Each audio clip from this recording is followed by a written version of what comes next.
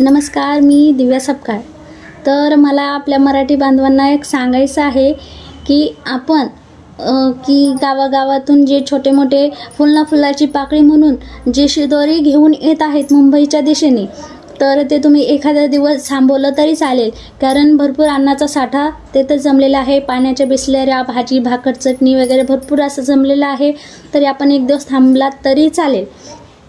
आणि दुसरी गोष्ट म्हणजे की कुणी गाड्या अडवू नये, तिथं पोलिसांना मदत करा, सहकार्य करा, कारण जेणेकरून आपल्या दादांचं नाव खराब होऊ नये आणि आपल्यावरती राजकारणी लोक जे आहेत ते टपूनच आहे की थोडी तरी चूक कुठंतरी होईल आणि दंगा होईल, मग आम्ही यांना इथून हाकलून देईन, असं त्यांचं काहीतरी आहे पॉईंट। मी बघितले सकाळी भरपूर व्हिडिओ की कोणीतरी असं टीका करण्याचा प्रयत्न करते, कुणी काही, तर असं काही करू नका जेणेकरून आपल्या दादांचं नाव खराब होईल।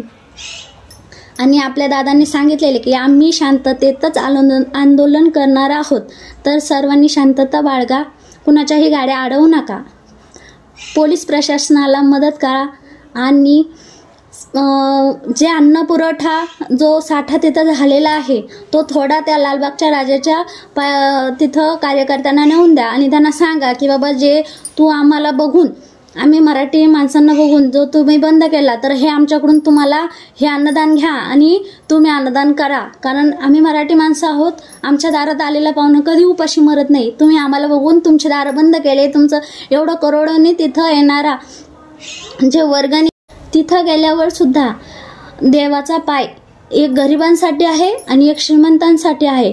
जे गरीब लोक रांगेत जाऊन जे पाया पडतात ना, त्यांना असं ढकलून देतात, आणि श्रीमंत लोक आले की ॲक्ट्रेस वगैरे झाले, असे मोठे मोठे लोक आले की लगेच सेल्फी घेणार, आरामशीर दर्शन करणार, पण आपल्यासारख्या गरिबांनी दर्शन पायाशी टेकतं की नाही टेकतात, लगेच ढकलून देतात। त्याच्यासाठी तुम्ही तिथं दर्शनालाही जाऊ नका।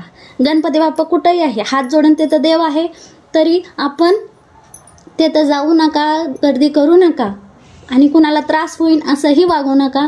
आणि तिथं गेल्यावरती त्यांना सांगा की हे दान घ्या आणि हे दान आमच्याकडून करा, मराठी माणसाकडून करा, कारण तुम्हाला घोर पडला होता की आम्ही आल्यावरती किती खातो किती नाही खात वगैरे, पण आमचं मन तसं नाही। गावागावावरून शिदोरी येत आहे आपल्या बांधवांसाठी, तर उरलेलं दान तिथं करून टाका, आम्ही अजून पाठवू। तुम्ही फक्त एक संदेश द्या की आज एवढ्या गोष्टी पाहिजेत, लगेच तिथं हजर राहील। तर माझं एकच सांगणं आहे की सर्वांनी सहकार्य करा, हे आंदोलन शांततेत करणं आहे आपल्याला आणि दादांचं ऐकायचं आहे। मुळात ही गोष्ट लक्षात ठेवा, आपल्याला दादांच्या नावावर टीका झालेली सहन होणार नाही, तर जेणेकरून तुम्ही सर्वांनी पोलीस प्रशासनाला प्रत्येकाला सहकार्य करा। माझं तुम्हाला एवढंच सांगायचं आहे। जर माझ्या तोंडून जर काही गोष्टी चुकीच्या निघल्या असतील तर कुणाला राग येईन, असं म्हणजे काही झालं असेल वक्तव्य माझ्याकडून, तर मी माफी मागते, पण काही गोष्टी मी माझ्या बांधवांसाठी सांगितलेल्या आहेत, चांगल्या सांगितलेल्या आहेत, त्या तुम्ही काळजीपूर्वक करा आणि सहकार्य करा, शांततेत आंदोलन करा, कोणीही कुणाला गाड्यांना अडवू नका। तिथं गेलेले काही नागरिक आहेत ते पण आपल्यासारखे शेतकरी बांधवांचेच आहेत। जय जिजाऊ, जय शिवराय, जय शंभूराजे, एक मराठा लाख मराठा कोटी मराठा। धन्यवाद।